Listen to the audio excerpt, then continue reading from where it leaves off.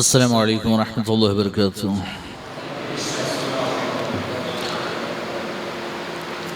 الحمدللہ رب العالمین والصلاة والسلام علی سید الانبیاء والمرسلین، اما بعد۔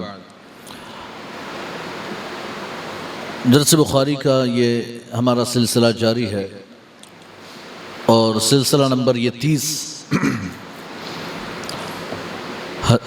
باب نمبر چیپٹر نمبر 17 امام بخاری نے یہ چیپٹر لگایا، باب اذا لم يكن الاسلام على الحقيقة وكان على الاستسلام او الخوف من القتل، لقوله تعالى قالت الاعراب آمنا قل لم تؤمنوا ولكن قلوا اسلمنا، فاذا كان على الحقيقة فهو على قوله جل ذكره ان الدين عند الله الاسلام الى آخر الآیہ۔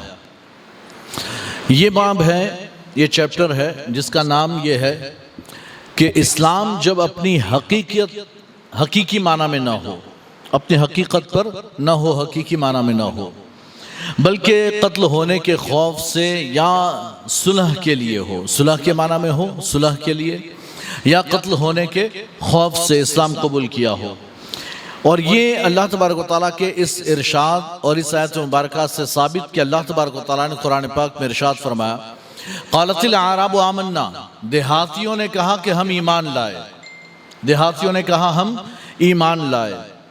اللہ فرماتا قل لم تؤمنو، اے محبوب آپ فرما دیں لم تؤمنو، تم ایمان نہیں لائے، بل قولوا اسلمنا، بلکہ تم کہو کہ ہم نے اسلام قبول کیا، ہم نے ظاہری اطاعت قبول کی۔ کہتے ہیں اس کے بعد امام بخاری کہتے ہیں یہ تو جب اسلام حقیقی معنی میں نہ ہو تب، اور جب اسلام حقیقی معنی میں ہو تب تو کہتے ہیں پھر اللہ تبارک و تعالیٰ کا یہ قول کہ ان الدین عند اللہ الاسلام، بے شک دین تو اللہ کے نزدیک اسلام ہی ہے، یہ حقیقی معنی میں اسلام ہے۔ یہ پوری آیت امام بخاری نے بیان کی ہے اپنے استدلال میں، اور امام بخاری یہ بتانا چاہتے ہیں کہ اسلام کبھی حقیقی معنی میں ہوتا ہے اور کبھی غیر حقیقی معنی میں ہوتا ہے، اور یہ حقیقی معنی میں ہونے کا مطلب یہ ہے کہ واقعی دل سے بندہ اسلام قبول کرے، دل سے اسلام قبول کرے تو حقیقی معنی پر ہے، اور کبھی کبھی ایسا بھی ہوتا ہے کہ دل سے تو اسلام قبول نہ کرے، قتل کے خوف سے اسلام قبول کر لے، یا کبھی مال حاصل کرنے کے لیے اسلام قبول کر لے، استسلام یعنی کہ صلح کے طور پر ظاہری اطاعت قبول کر لے کہ بھئی میں نے تمہارا دین قبول کیا۔ اس میں اس کا جو بیک گراؤنڈ میں اس کا جو مقصد ہے وہ کیا ہے؟ یا تو اپنی جان بچانا، یا اپنا مال بچانا، یا کوئی بینیفٹس حاصل کرنا، کوئی فائدہ حاصل کرنا۔ تو یہ بندہ بظاہر ہم اسے چونکہ کلمہ پڑھا ہے تو بظاہر ہم اسے مسلمان کہیں گے، لیکن اللہ جانتا ہے کہ اس کے دل میں ایمان نہیں، وہ مسلمان نہیں ہے، وہ اللہ کے نزدیک مسلمان نہیں، لیکن ہم یہ سمجھتے ہیں کہ بھئی وہ بھی ہمارے جیسا کلمہ پڑھ لیا تو مسلمان ہو گیا، لیکن اللہ کے یہاں وہ مسلمان نہیں ہوتا۔ البتہ یہ اللہ کے رسول صلی اللہ علیہ وسلم کے زمانے کے ساتھ خاص تھا، یہ سرکار کے زمانے کے ساتھ خاص تھا کہ کسی کو یعنی مسلمان کہیں یا مسلمان یا مومن کہیں یا مسلمان کہیں یا کیا کہیں، ظاہری مسلمان کہیں یا باطنی مسلمان کہیں، ایمان والا کہیں، یہ اللہ کے رسول کے ساتھ خاص تھا۔ چونکہ حضور ایک ذریعہ اور وسیلہ تھے دل کی بات جاننے کے لیے، دل کی بات جاننے کے لیے حضور وسیلہ اور ذریعہ تھے۔ تو اب اگر کوئی یعنی کہ بس ظاہر کلمہ پڑھتا، حضور کہہ سکتے تھے یا بتا سکتے تھے اپنے صحابہ کو، اور سب کو نہیں بتاتے تھے، سرکار کا دستور اور معمول یہ تھا کہ سب کو نہیں بتاتے، اگر سب کو پتا چل گیا تو کوٹ کر ختم کر دیں گے، لیکن یہ کہ آپ نے بعض لوگوں کو بتا دیا، جیسے حضرت ابو ہریرہ کو بتا دیا یا حضرت حذیفہ ابن یمان کو بتا دیا کہ یہ کلمہ تو پڑھتا ہے، ہمارے ساتھ نماز بھی پڑھتا ہے، ہمارے ساتھ رہتا تو ہے، اٹھتا بیٹھتا ہے، لیکن ہے نہیں مسلمان، مومن نہیں ہے، منافق۔ یہ حضور کے زمانے کے ساتھ۔ اب ہمارے زمانے میں تو ایک ہی ہمارے سامنے ایک ہی قاعدہ اصول ہے، زبان سے کلمہ پڑھتا ہے ہم مسلمان کہیں گے، اب اس کے دل میں کیا ہے؟ ہم نے اس سے پہلے والی حدیث میں پڑھا تھا کہ وَحِسَابُهُ عَلَى اللَّهِ، اس کا معاملہ اللہ کے حوالے، اس کے دل میں جو ہے وہ اللہ جانے۔ ہم تو کلمہ پڑھتا ہے تو مسلمان جانیں گے، اور صرف یہ نہیں کہ کلمہ پڑھتا ہے، کلمہ پڑھتا ہو اور جو بھی ضروریات دین ہیں نا اسلام کے، اسے وہ مانتا ہو، اس کا انکار نہ کرتا ہو تو ہم اسے مسلمان کہیں گے۔ ہاں اگر خلاف اسلام کوئی بات پائی جاتی ہے اس کے اندر تو پھر ہم اس کے اسلام کا اقرار نہیں کریں گے۔ تو بہرحال یہ امام بخاری بتانا چاہتے ہیں کہ کبھی کسی کا، جیسے کہ خود قرآن میں اللہ نے فرمایا، یہ جو آیت کریمہ ہے کہ ایک جماعت آئی، قالت الاعراب آمنا، یہ قبیلہ بنو اسد کے لوگ تھے، یہ حضور کی بارگاہ میں آئے، دیہات سے آئے تھے، اور آ کر انہوں نے عرض کیا کہ یا رسول اللہ ہم نے اسلام قبول کیا، ہم نے اسلام قبول کیا، اب ہم نے ایمان قبول کیا، ہم مومن ہوئے۔ اب سرکار سب میں بانٹ رہے ہیں، تو وہ کہتے ہیں کہ قبیلہ بنو اسد کے لوگ کہتے ہیں کہ ہم بغیر جنگ کے، بغیر لڑے ہوئے ہم ایمان لے آئے، مومن ہو گئے، تو ہمارا تھوڑا زیادہ خیال رکھنا، تھوڑا زیادہ خیال رکھنا ہمارا، ہم بغیر جنگ کے، بغیر لڑے ہوئے ہم نے آپ کی اطاعت قبول کر لی، ہم مومن ہو گئے، تو ہمارا زیادہ خیال رکھنا۔ تو اللہ نے یہ آیت مبارکہ نازل فرمائی، اور رب نے فرمایا کہ قالت الاعراب آمنا، ان دیہاتیوں نے کہا کہ ہم ایمان لائے، آمنا، ہم ایمان لائے۔ اے محبوب قل لم تؤمنوا، اللہ اپنے محبوب سے کہلوا رہا ہے، اے محبوب ان سے کہہ دو تم ایمان لائے نہیں ہو، ایمان نہیں لائے ہو، ہاں بل قولوا اسلمنا، بلکہ تم آمنا مت کہو، تم کہو اسلمنا، ہم نے صرف ظاہری اطاعت قبول کی ہے، مال کے لیے ظاہری اطاعت قبول کی ہے، ہاں ایمان ابھی تمہارے آگے۔ اچھا یہ کہ آگے اللہ نے خود ارشاد فرمایا، یہاں پر وہ آیت نہیں، لیکن اسی آیت میں آگے اللہ ارشاد فرماتا ہے ابھی تک تمہارے دلوں میں ایمان داخل نہیں ہوا ہے، تمہارے دل میں ایمان داخل نہیں ہوا، تو یوں کہہ دو کہ ظاہر میں ہم مسلمان ہوئے، ہاں لیکن ابھی باطنی طور پر ایمان تمہارے دل میں آیا نہیں۔ اللہ نے ان کے ایمان کا انکار فرمایا۔ اچھا یہاں پر ایک بات اور ہو سکتی ہے، ایک بندہ ڈر کے مارے اسلام قبول کر لے، ڈر کے مارے اسلام قبول کر لے، مال کی لالچ میں اسلام قبول کر لے، تو ظاہری طور پر مسلمان ہوا، مومن نہیں ہوا، لیکن ہو سکتا ہے اس ظاہری طور پر قبول کرنے کے بعد پھر وہ اسلام کی خوبیوں کو دیکھیں، وہ اسلام کے اخلاق و کردار، مسلمانوں کے اخلاق و کردار کو دیکھے، اور پھر اس کے دل میں ایمان کی محبت بیٹھ جائے، اور پھر وہ سچا پکا مومن اور مسلمان ہو جائے، یہ بھی ممکن ہے۔ بہرحال آج باطن اور دل کے معاملات جاننے کا ہمارے پاس کوئی ذریعہ نہیں ہے، تو جو بھی کلمہ پڑھے گا ہم اس سے مسلمان کہیں گے، جبکہ اسلام کے خلاف کوئی بات اس سے صادر نہ ہو۔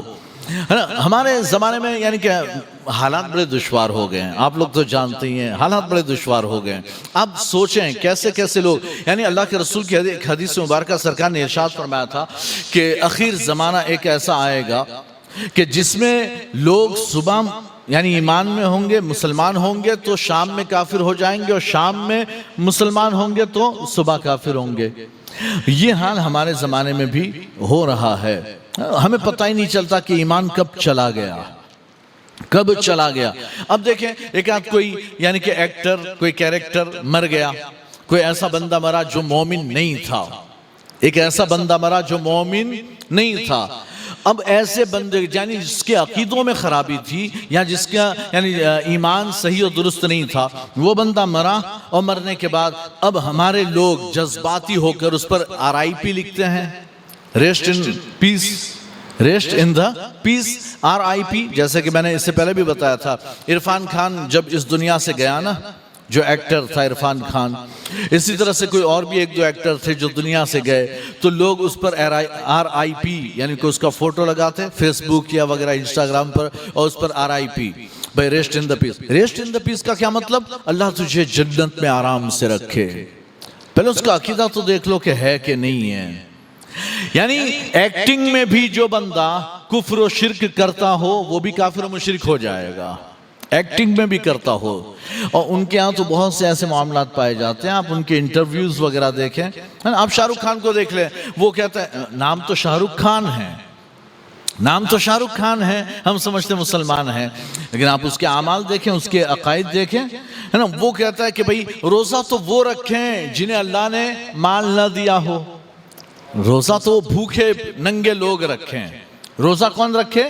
جو بھوکے ننگے ہوں وہ روزہ رکھیں، جنہیں اللہ نے اتنا مال و دولت دیا وہ کیوں روزہ رکھے، انہیں کیا رکھنے کی ضرورت؟ حالانکہ روزہ یہ مالدار ہو غریب فقیر جو بھی ہو ہر ایک پر فرض ہے، مسلمان مومن ہے تو فرض ہے نا۔ اسی طرح سے اور بھی دیگر لوگوں کو آپ دیکھیں گے کہ وہ کفر و شرک میں مبتلا ہوتے ہیں، تو ایسوں کے لیے جب وہ مر جائیں تو پھر تم RIP لکھو، ریسٹ ان دا پیس لکھو، بھئی اس کا عقیدہ تو دیکھو کہ وہ ہے بھی کہ نہیں مسلمان۔ صرف نام دیکھ کر آپ نے شروع ہو گئے۔ اب اگر کسی یعنی کوئی ایسا بندہ ہے کہ جو مومن نہیں، اور اس پر اگر آپ نے دعا دے دی کہ اللہ مغفرت فرمائے یا اللہ اسے جنت میں اعلیٰ مقام عطا فرمائے، آپ ایمان سے نکل جاؤ گے، آپ ایمان سے نکل جاؤ گے۔ تو بڑی احتیاط کی ضرورت ہے اس معاملے میں بڑی۔ ہاں اگر کسی کے بارے میں ہمیں پتہ نہ ہو کہ اس کا عقیدہ کیسا، بظاہر وہ مسلمان تھا اور اس کے عقائد کی خرابی ہمیں نہیں پتا، یعنی اس نے کوئی ایسا عمل بھی نہیں کیا بظاہر کہ جس سے ہمیں لگے کہ وہ خراب، یعنی کہ اسلام سے خارج یا ایمان سے خارج ہے، تو اس صورت میں ہم یہ کر سکتے ہیں کہ بھئی ہاں چلو ٹھیک ہے، ہم اس کے لیے دعا کریں کہ اللہ اس کی مغفرت فرمائے، ہم دعا کر سکتے ہیں جب پتہ نہ ہو تو۔ بھئی ایسے یعنی ہمارے محلے میں ایک کا انتقال ہوا، اس کے دل کی کیا کیفیت تھی ہمیں نہیں پتا، ہمیں نہیں پتا کہ اس کے دل میں کیا تھا، اس نے کبھی کلمہ کفر کہا تھا کہ نہیں کہا تھا، ہمیں نہیں پتا۔ تو اگر ایسا شخص ہے اور بظاہر اس نے پوری زندگی اسلام میں گزاری، ہم نے کہہ دیا کہ اللہ اس کی مغفرت فرمائے، کوئی حرج نہیں ہے۔ لیکن جس کے بارے میں فیمس ہو، مشہور ہو کہ وہ اسلام کے خلاف اعمال کرتا تھا، تو پھر ہمیں اس کے بارے میں احتیاط برتنی چاہیے۔ ہم اس کے بارے میں نہ مغفرت کی دعا کریں، نہ جنت کے بارے میں ہم اس کے لیے دعا کریں، کچھ نہیں۔ بہرحال اب یہاں کہتے ہیں اور جو حقیقی اسلام ہوتا ہے تو اس کے تعلق سے تو اللہ تعالیٰ نے قرآن پاک میں فرمایا ان الدین عند اللہ الاسلام، اللہ کے نزدیک اگر واقعی حقیقی سچا دین ہے تو دین اسلام کے سوا کوئی دین اللہ کے یہاں مقبول نہیں۔ اللہ نے قرآن میں فرمایا کہ جو بھی بندہ دین اسلام کے سوا دین کو تلاش کرے، وَمَن يَبْتَغِي غَيْرَ دین الاسلام، یعنی دین اسلام کے سوا کو اگر کسی نے تلاش کیا تو اللہ اسے قبول نہیں فرمائے گا، لم يقبل منہ، اس سے وہ دین قبول نہیں۔ اللہ کے نزدیک صرف اسلام دین ہے، اسلام کے سوا کوئی دین نہیں۔ اب یہاں پر جو حدیث آ رہی ہے وہ حدیث نمبر 27 ہے جو امام بخاری یہاں بیان کر رہے ہیں۔ حدثنا ابو الیمان قال اخبرنا شعیب عن الزہری قال اخبرني عامر بن سعد بن ابی وقاص عن سعد بن ابی وقاص اللیثی رضی اللہ تعالیٰ عنہ ان رسول اللہ صلی اللہ علیہ وسلم اعطى رهطا وسعد جالس فترك رسول الله صلی اللہ علیہ وسلم رجلا هو أعجبهم إلي فقلت يا رسول الله ما لك عن فلان فوالله إني لا أراه مؤمنا فقال أو مسلما فسكت قليلا ثم غلبني ما أعلم منه فعدت لمقالتي فقلت ما لك عن فلان فوالله إني لا أراه مؤمنا فقال أو مسلما ثم غلبني ما أعلم منه فعدت لمقالتي وعاد رسول الله صلى الله عليه وسلم ثم قال يا سعد إني لا أعطي الرجل وغيره أحب إلي منه خشية أن يكبه الله في النار رواہ یونس و صالح و معمر و ابن اخی الزہری عن الزہری۔ یہ پوری حدیث ہے، میں پہلے اس کا ترجمہ بھی کر دیتا ہوں۔ حضرت سعد ابن ابی وقاص رضی اللہ تعالیٰ عنہ سے یہ حدیث مروی ہے۔ حضرت سعد ابن ابی وقاص رضی اللہ تعالیٰ عنہ آپ ارشاد فرماتے ہیں کہ اللہ کے رسول صلی اللہ علیہ وسلم نے ایک جماعت کو مال عطا فرمایا، اعطا رہتن، سرکار نے ایک جماعت کو مال عطا فرمایا۔ وسعد جالس، اور سعد ابن ابی وقاص بھی وہاں پر بیٹھے ہوئے تھے، حضرت سعد بھی وہاں بیٹھے ہوئے تھے۔ فترک رسول اللہ صلی اللہ علیہ وسلم، تو سرکار نے ایک شخص کو چھوڑ دیا، اللہ کے رسول نے ایک آدمی کو چھوڑ دیا، یعنی سب کو دے رہے ہیں، ایک آدمی جو یہیں بیٹھا ہے سرکار نے اس کو مال نہیں دیا، ترک۔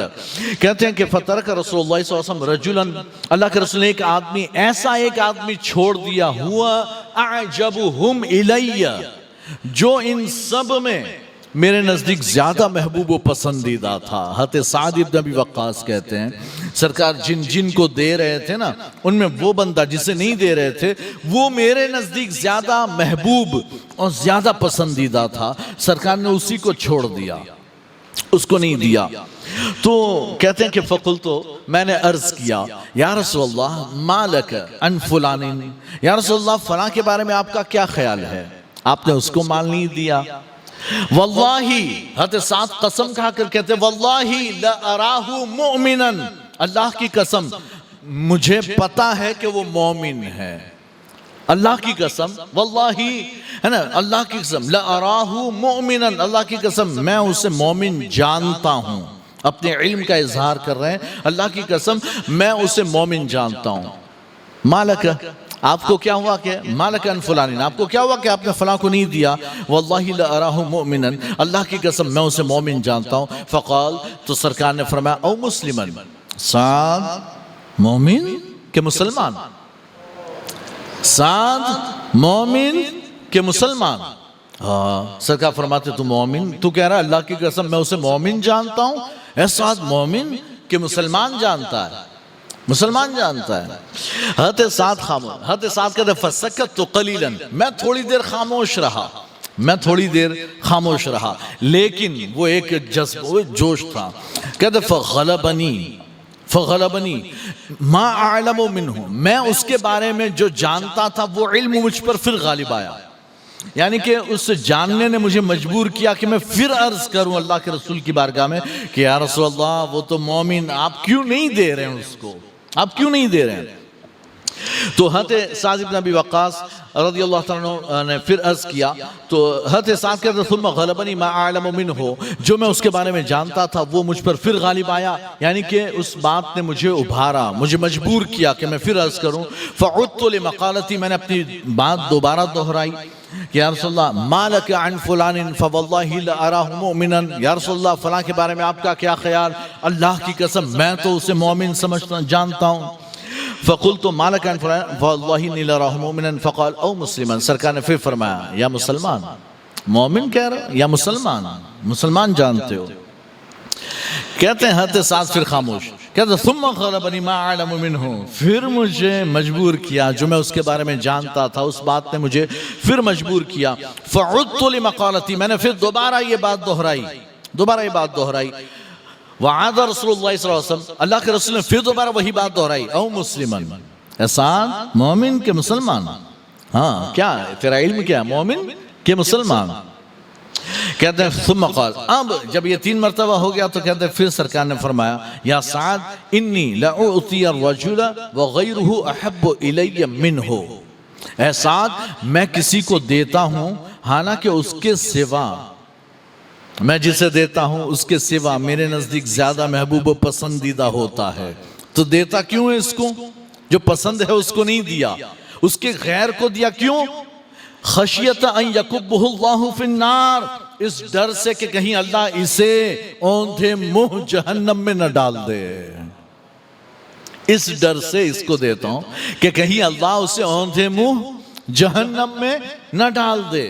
اب یہ پوری حدیث جو ہم نے سنی، اس میں جو ہے حدیث پر کلام کرنے سے پہلے میں حضرت سعد بن ابی وقاص رضی اللہ تعالیٰ عنہ کے بارے میں آپ کو بتا دوں۔ حضرت سعد بن ابی وقاص رضی اللہ تعالیٰ عنہ قدیم الاسلام ہیں، بہت پہلے اسلام لانے والوں میں سے ہیں۔ آپ کا نمبر 5واں یا 7واں ہے مسلمان ہونے میں، 5ویں نمبر پر یا 7ویں نمبر پر آپ مسلمان ہوئے ہیں۔ آپ کا نام سعد ابن ابی وقاص کے نام سے تو مشہور ہے، لیکن آپ کا نام سعد ابن مالک ابن وہیب یا اوہیب، سعد ابن مالک ابن وہیب، اور یہ جو وہیب ہیں سعد کے دادا، یہ وہیب حضرت سیدتنا آمنہ رضی اللہ تعالیٰ عنہ کے چچا ہیں، ان کے چچا ہیں سیدہ آمنہ کے۔ اور روایتوں میں آتا ہے کہ حضرت یعنی یہ جو اوہیب ہیں یا وہیب ہیں، انہی وہیب نے سیدہ آمنہ اور حضرت عبداللہ کا نکاح کروایا تھا، انہی نے کروایا تھا، ہے نا؟ تو اس اعتبار سے سرکار جو ہے حضرت سعد ابن مالک کو، سعد ابن ابی وقاص کو ماموں کہتے تھے کہ یہ میرے ماموں ہیں۔ ایک مرتبہ آئے تو سرکار فرماتے ہیں یہ سعد میرے ماموں ہے کسی کے پاس ایسا ماموں تو لا کر دکھائے، ہے کسی کے پاس ایسا ماموں تو لا کر دکھائے، یہ میرے ماما ہے، یہ میرے ماما، بڑے پیارے ماما، ہے نا؟ تو سرکار نے انہیں ماما فرمایا۔ اور حضرت سعد نے اسلام جب قبول کیا، قدیم الاسلام 5 یا 7 نمبر پر اسلام قبول کیا، جب اسلام قبول کیا اس وقت آپ کی عمر 14 یا 17 سال کی تھی، 14 سال کی یا 17 سال، 2 روایتیں ہیں، میں نے دونوں بیان کر دی، 14 سال یا 17 سال کی آپ کی عمر تھی جب آپ نے اسلام قبول کیا۔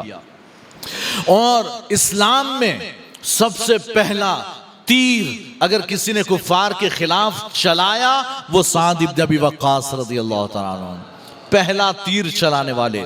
اچھا، اسلام میں، حالت اسلام میں سب سے پہلے اگر کسی کافر کو قتل کیا حضرت سعد ابن ابی وقاص رضی اللہ تعالیٰ عنہ، یہ ہیں سب سے پہلے۔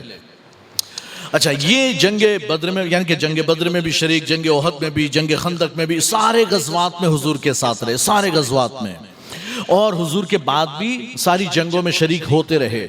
لیکن جنگ احد میں جب وہ معاملہ بڑا سخت ہوا کہ صحابہ سب ادھر ادھر منتشر ہو گئے، ہے نا، اور صرف 14 صحابہ حضور کے ساتھ ڈٹے رہے، جم کر، ہے نا، استقامت کے ساتھ حضور کے ساتھ 14 صحابہ رہے، ان میں سعد بن ابی وقاص بھی تھے، اور جب سعد بن ابی وقاص رضی اللہ تعالیٰ کو سرکار نے اپنے آگے کر لیا، سعد بیٹھ جا آگے، میں تجھے تیر دیتا ہوں، تو چلا، اور یوں کہتے جاتے، ایسے تیر دیتے اور کہتے، ارمی یا سعد فداک ابی و امی، اے سعد تیر چلا، میرے ماں باپ تجھ پر قربان ہو جائیں، ایسا تیر چلا۔ یہ ایک بار نہیں فرمایا، جب جب تیر دے رہے ہیں حضرت سعد سے کہتے ارمی یا سعد فداک ابی و امی، ارمی یا سعد فداک ابی و امی، ایسا تیر چلا، میرے ماں باپ تجھ پر قربان۔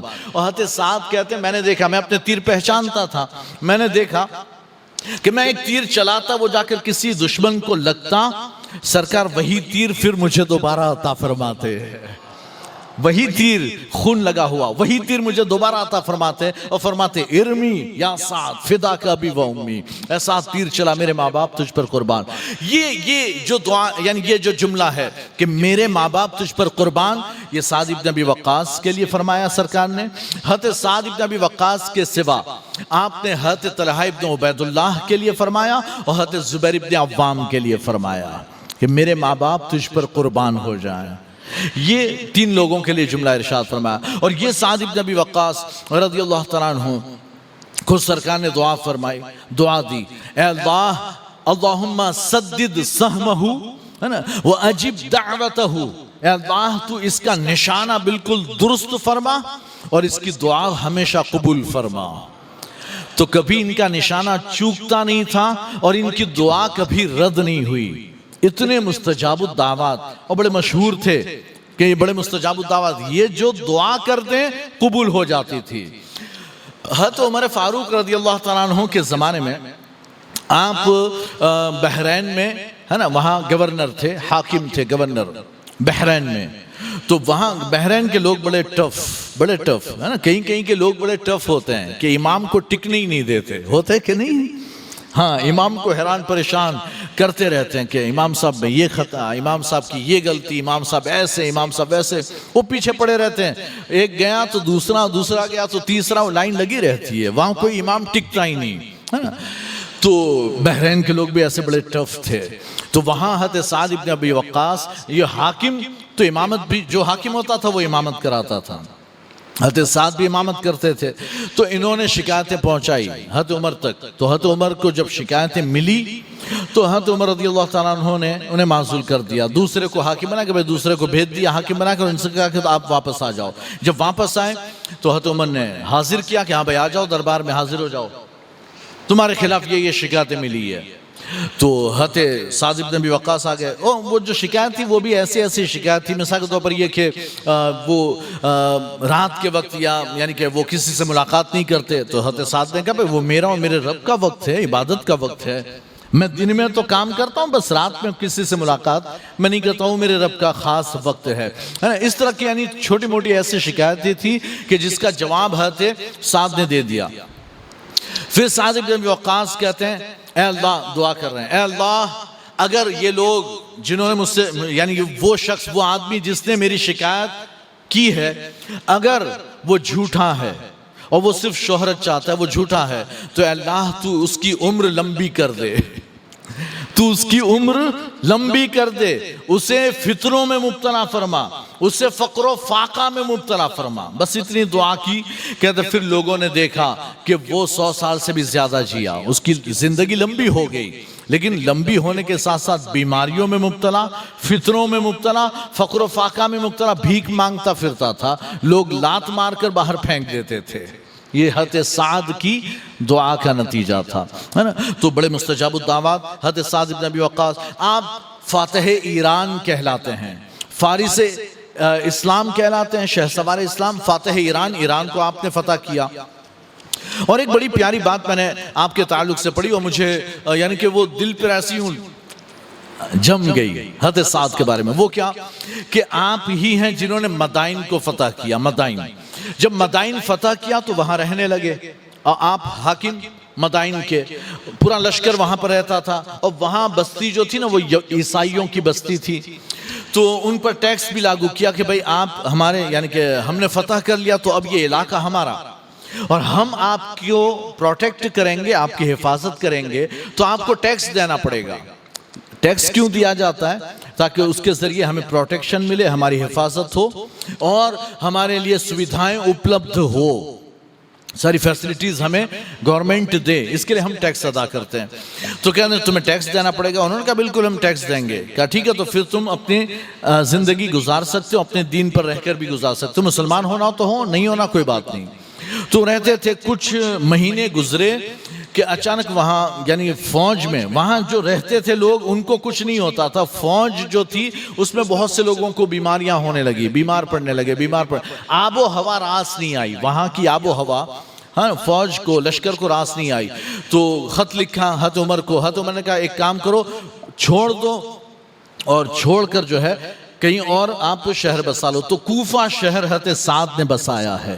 یہ کوفہ جو شہر ہے وہ حضرت سعد کے زمانے میں بسایا گیا. تو وہاں آ جاؤ. اب یہاں وہاں آ گئے تو جب واپس وہاں سے جا رہے تھے نا تو سارا ٹیکس کا پیسہ واپس کر دیا. پہ ٹیکس لیا کیوں تھا کہ ہم تمہاری حفاظت کریں گے, ہم رہیں گے نہیں تو حفاظت کیسے کریں گے, تو پہ تم اپنا ٹیکس کا پیسہ واپس لے لو. سارا ٹیکس کا پیسہ واپس کیا اور یہ چھوڑ کر جا رہے تھے تو عیسائی شہر کے باہر تک انہیں چھوڑنے آئے.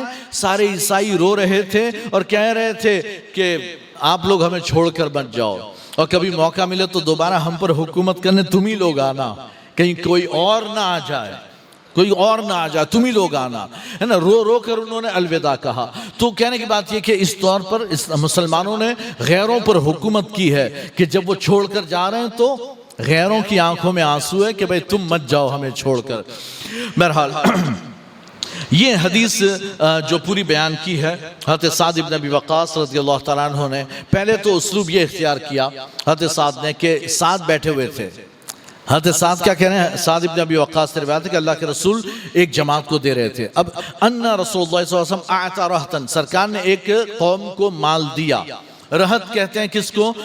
10 سے کم ہو, 3 سے زیادہ, 3 سے لے کر 10 کے اندر, لیکن کبھی کبھی 10 سے زیادہ پر بھی اس کا اطلاق ہوتا ہے. لیکن یہ جو رہت ہے اس میں کوئی عورت نہ ہو, صرف مرد ہوں, صرف مرد تو رہت کہتے ہیں. اور 3 ہوں یعنی 3 سے کم ہو تو نفر ہوتا ہے, اور 3 سے لے کر 10 تک یا 10 سے بھی کچھ زیادہ بھی ہو جائے انہیں رہت کہتے ہیں, ایک جماعت. تو اس جماعت کو سرکار دے رہے تھے مال. اچھا یہ مال کیوں دیا جا رہا تھا پتہ ہے؟ بات یہ تھی کہ پہلے کے دور میں اللہ تبارک و تعالیٰ نے جو مصارف زکوٰۃ بیان فرمائے نا, انما الصدقات للفقراء والمساکین وابن السبیل وفی الغارمین, تو یہ سارے جو مصارف زکوٰۃ ہے اس میں آخری جو مصرف زکوٰۃ ہے, زکوٰۃ جہاں دی جائے وہ آخری کیا ہے؟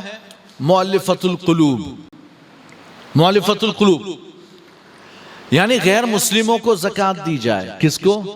غیر مسلموں کو زکوٰۃ دی جائے. ایسے غیر مسلم کہ جو اسلام کی طرف راغب ہوں, ایمان کی طرف راغب ہوں, لیکن ڈرتے ہوں کہ اگر مسلمان ہوں گے کھانے پینے کے پھانپے پڑ جائیں گے, کچھ ہوگا نہیں, سب ہمارا چھوٹ جائے گا تو کیا ہوگا.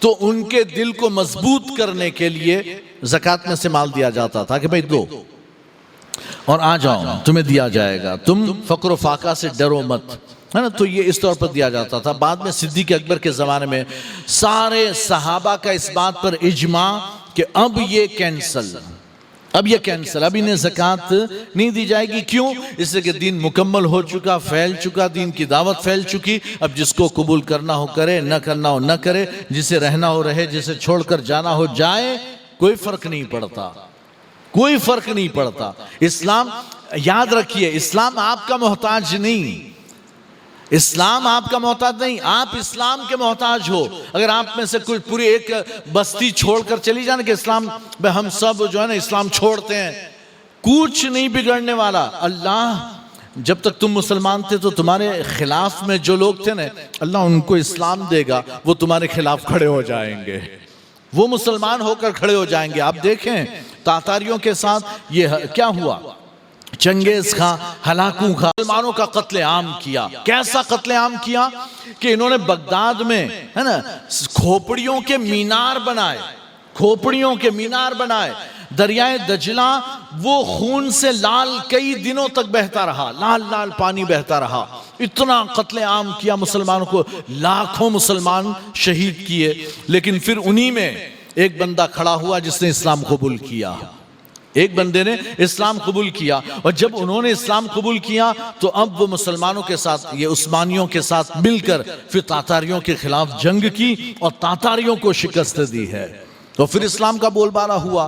تو اللہ تعالیٰ غیروں میں ایسے لوگ پیدا کر دیتا ہے جو اسلام قبول کریں اور اسلام کو مضبوط کر دیں، اللہ ایسے انتظام فرماتا ہے۔ تو یہ تو ہم پر احسان ہے کہ اللہ نے ہمیں مسلمان رکھا ہوا ہے، مومن رکھا ہوا ہے، اللہ کا احسان۔ اور ایک بات یاد رکھیے گا، یہ جتنے بھی دنیا میں ایکس مسلم گھومتے پھر رہے ہیں نا، ایکس مسلم کے نام سے، ایکس مسلم کیا وہ کافر ہیں؟ اسلام چھوڑا گئے، ایکس فیکس کیا ہوتا ہے؟ کچھ بھی نہیں۔ ہاں بس انہوں نے اپنا نام ایکس مسلم کیوں رکھا ہے؟ تاکہ دوسرے مسلمانوں کو بھی پھنسا سکے، دوسرے مسلمانوں کو پھنسا سکے، تاکہ آپ یوٹیوب پر جاؤ اور دیکھو، ساحل کو دیکھو، سمیر کو دیکھو، اور انہیں یہ ایکس مسلم ہے، انہوں نے کیوں اسلام چھوڑ دیا، چلو دیکھتے ہیں۔ آپ دیکھو گے وہ ایسے ایسی بات، ایسے اعتراض سوال کریں گے، ایسے ایسے یعنی باتیں کریں گے، آپ کے دماغ میں بھی آگا ہاں یار بات تو صحیح ہے اس کی، ہاں یہ تو آپ علماء سے پوچھے جواب مل جائے گا، لیکن صرف ان کی سن کر چپ رہ جاؤ گے، دماغ خراب ہو جائے گا، آپ اسلام سے پھر جاؤ گے، اب آپ نے آپ کو ایکس کہتے پھرو، کوئی فائدہ نہیں۔ تم 2 4 10 15 نکل جاؤ گے، کوئی فرق نہیں پڑنا، اللہ تمہارے بدلے اگر 15 جائیں گے نا، اللہ 1500 پیدا فرمائے گا، کمی نہیں۔ ہاں لیکن بس یہ ہے کہ اگر میں یہ بتا رہا تھا کہ جتنے بھی ایکس والے ہیں نا، ایکس مسلم والے، آپ دیکھیے گا ان کا بیک گراؤنڈ چیک کیجئے گا، یہ کوئی ذاکر نائک کا فالوور تھا تو کوئی تبلیغی جماعت کا امیر تھا تو کوئی کچھ تھا تو کوئی کچھ تھا، ایک بھی آپ کو سنی نہیں ملے گا۔ کیوں کہ صرف ہم یعنی وہ جو تھے نا صرف توحید والے وہ بھٹک گئے، جو ایمان والے تھے اللہ رسول کی محبت والے وہ کبھی اس راہ سے بھٹک نہیں سکتے، وہ کبھی نہیں بھٹک سکتے۔ کیوں؟ اس لئے کہ سہارا ہم پر تو ہاتھ ایسے پیٹھ پر غوث اعظم کا ہاتھ ہے، پیٹھ پر غوث اعظم کا ہاتھ ہے، مضبوط سہارا دیے ہوئے ہیں، اور انہوں نے سہارا دیا ہے تو ہم نے رسول سے اپنا رشتہ مضبوط جوڑا ہوا ہے، وہ کبھی ٹوٹ ہی نہیں سکتا۔ ہمارے سامنے اگر کوئی اعتراض کرتے ہیں نا، ایسی بہت سی ڈیبیٹس، آپ تو سوچیں میں آپ کو یہ سب کیسے بتاتا ہوں، میں آپ کو کیسے بتاتا ہوں یہ ساری باتیں، میں سب جانتا ہوں، میں سب سنتا ہوں، میں سب کی باتیں پڑھتا ہوں، میں نے کیسے کیسے یعنی مذاہب بھی پڑھے ہیں، کیسے کیسے چیپٹرز پڑھے اور کیسے کیسے لوگوں کی باتیں سنی ہیں، اور وہ یعنی کہ باتیں کرتے ہیں، لیکن کبھی یہ بندہ یعنی یہاں ہلتا نہیں، ذرا بھی شک آتا نہیں۔ کیوں نہیں آتا؟ اس لیے کہ ہم بالکل ہمارے اولیاء نے مضبوط بنایا ہوا ہے، اعلیٰ حضرت نے دلائل کے وہ انبار لگا کر کھڑے کیے ہیں، ہم ٹس سے مس نہیں ہونے والے، ہم نہیں ہو سکتے۔ ہاں اس لیے اعلیٰ حضرت نے فرمایا تھا بھائی آپ سائنس کی کوئی بات سنو اور پھر یا اسلام تو یہ کہتا ہے اور سائنس یہ کہتا ہے، سائنس تو پروف کر رہا ہے نا، اسلام نے کہاں؟ ابے سائنس کو جس نے پیدا کیا وہ اللہ، اسی نے اسلام کو پیدا کیا، جس کا اسلام ہے نا اسی نے سائنس کو پیدا کیا ہے۔ بس بات یہ آپ یعنی کہ سائنس کے اعتبار سے دیکھو تو کوئی انسان خلا میں جا ہی نہیں سکتا بغیر سوٹ کے، بغیر سوٹ کے۔ وہ ایک خاص سوٹ آتا ہے کہ چونکہ آسمان میں جیسے تھوڑی سی بلندی پر جائیں گے تو پھر وہ ایک ایسا یعنی نقطہ انجماد ہے اور پھر وہ فضائے زمہریر ہے کہ جہاں جا کر بندہ جل جائے گا، راکھ ہو جائے گا، جا ہی نہیں سکتا۔ آپ کیسے کہہ دو گے کہ معراج حق ہے؟ لیکن جس نے زمہریر بنایا، جس نے وہ فضائے انجماد بنایا، وہی لے جائے تو کیا حرج ہے؟ تو ہم نہ زمہریر دیکھتے ہیں نہ فضائے انجماد دیکھتے ہیں، ہم رب کی قدرت دیکھتے ہیں، ہم رب کی قدرت دیکھتے ہیں۔ تو کہنے کی بات یہ ہے، میں یہ عرض کرنا چاہتا ہوں اللہ اور رسول کی محبت دل میں ہو نا تو بندہ ٹس سے مس نہیں ہوتا. کبھی اگر کوئی شک آ جاتا ہے نا تو ہمیں ہمارے علماء اولیاء نے وہ جواب دیے ہیں کہ سب حل ہو جاتا ہے.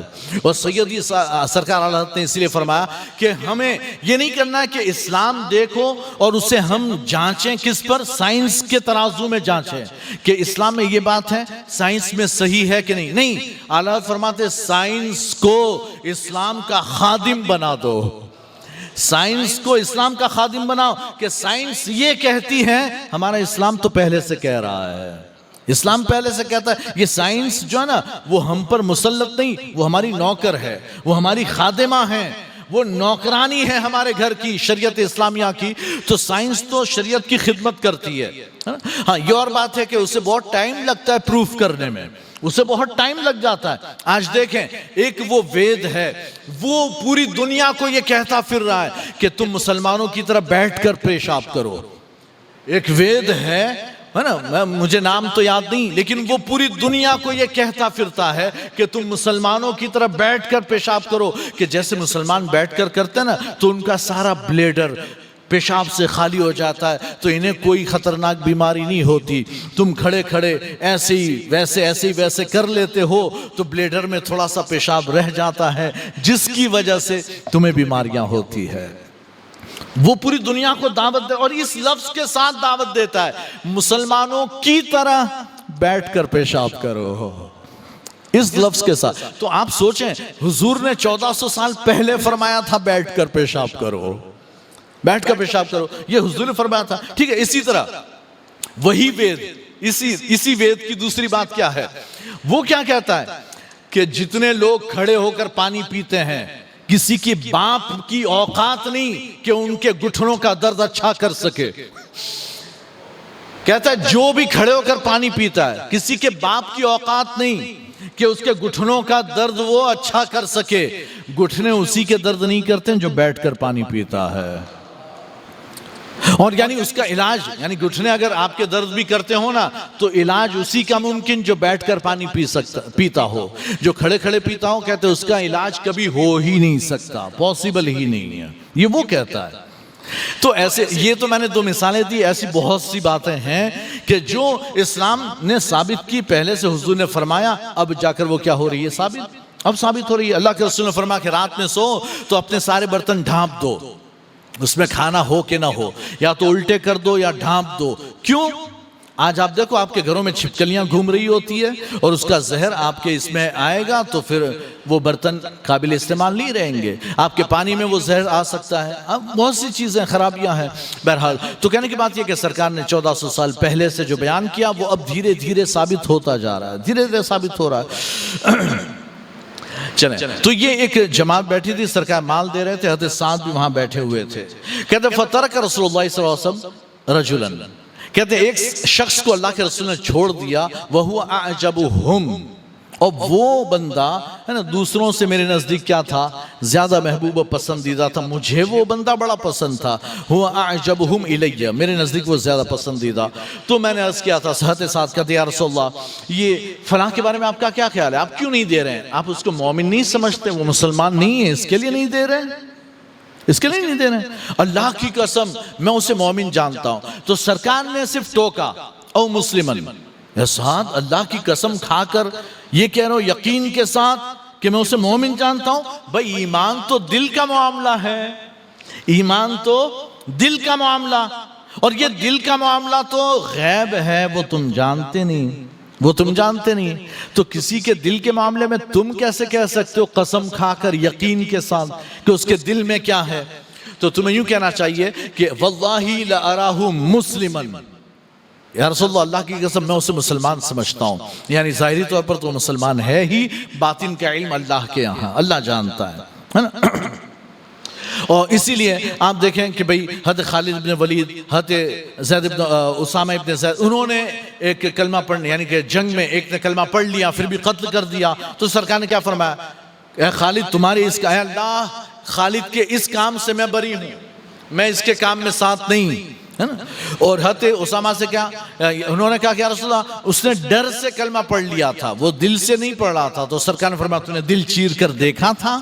کہ دل سے پڑھا کہ نہیں پڑھا، پتہ چلا دل کا معاملہ نہیں پتا، تو قسم کھا کر یقین کے ساتھ ہم یعنی یہ حضرت سعد کو انکار بھی نہیں فرما کہ میں اس کو مومن نہیں سمجھتا، لیکن تم کہو تو یوں کہو کہ بھئی مسلمان ہے، مسلمان ہے، اس سے کہ تمہارا علم اس کے اسلام تک ہے۔